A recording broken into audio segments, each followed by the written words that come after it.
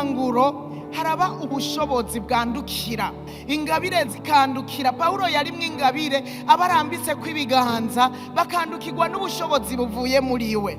Usomye kuri uyu murongo wa 6 havuga ngo Pawulo amaze kubarambika kw'ibiganza, mwemu yera abazako. Uyu mwemu yera yabajeko kubera yari asanzwe muri Pawulo. Haleluya! Amaze kubarambika kw'ibiganza nabo mwemu yera acabazako, ingabire zibinjiramwo. Haleluya! Ingabire zirabandukira zibazako, bavugishwa n'Imana muri ako kanya nyene. Mwikanguro turandukizanya mu izina rya Yesu. Mwikanguro turandukizanya ni hamusanga. Erega ingabire ziba zisanzwe mu bantu, hanyuma ziravugutirwa mwikanguro. Hanyuma umwe yafashwe n'iryo kanguro abarambitse kw'ibiganza akaba kwandukirwa n'ubwo bushobozi. Hanyuma abantu bagatangura kuzura mwemu yera, bakavuga indimi zitamenyekana, mbere bakavugishwa n'Imana. Haleluya!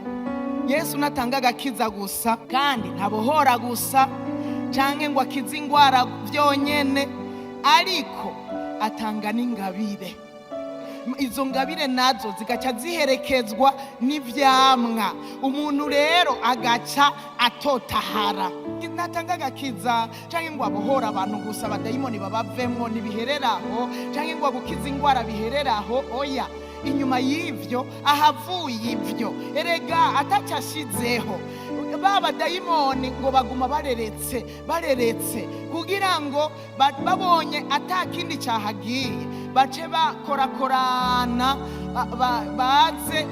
Ahavuye idayimoni imwe haca haza ndwi ngo zisumbye ububi ya dayimoni ya mbere yakuvamwo. Ariko rero kubera Yesu abizi aca atanga ingabire zikahaja, mbere si ivyo gusa n'ivyamwa bigakurikira. Haleluya! Umuntu agaca atangura gutotahara. Kandi izi ngabire nazo nyene zica zitubashisha gusenga, zikatubashisha gusoma, tukagira inyota, ugaca wuzura ijambo, ukuzura amasengesho, ingabire zikavugutirwa, ivyamwa rero bikaba muri wewe, ugaca usanga watotahaye.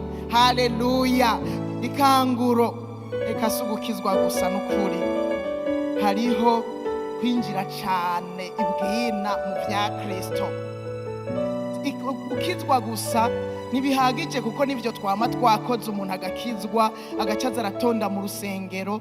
Oya, ikanguro riraza rikarengera ivyo gutonda mu ishengero, ugasanga winjiye cane ibwina mu vya Kristo. Haleluya!